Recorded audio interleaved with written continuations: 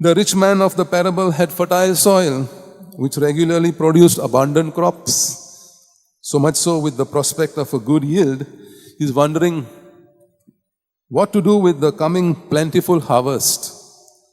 He does not think of dividing his abundance with the poor and the needy, who have neither crops nor money to buy them. What he does, the man mistakenly thinks that he is only responsible for himself. And he did not have facilities to store the larger ones to come. So the intention of the farmer was clear. He is going to hoard his produce and release it to the market when prices are high.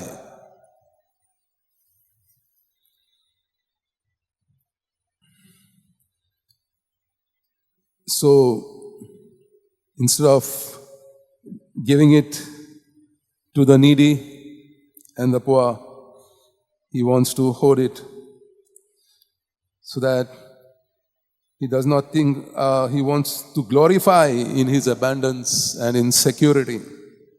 The man thinks that he will be comparatively easy to demolish his storerooms and construct larger ones.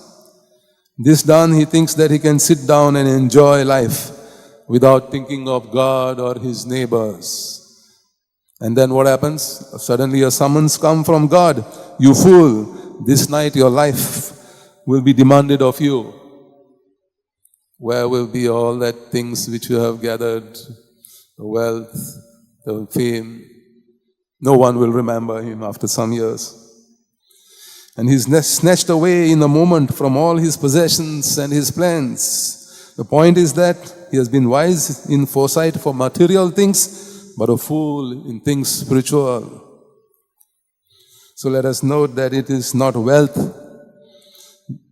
he possessed caused his downfall, but his attitude to his possessions.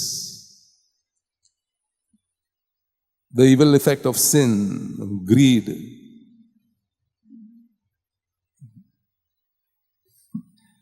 He thinks that the world is created just for him and his needs. We need to remember that God has placed good things within our reach, not to misuse them, not for selfish pride and gain and the fall of oneself.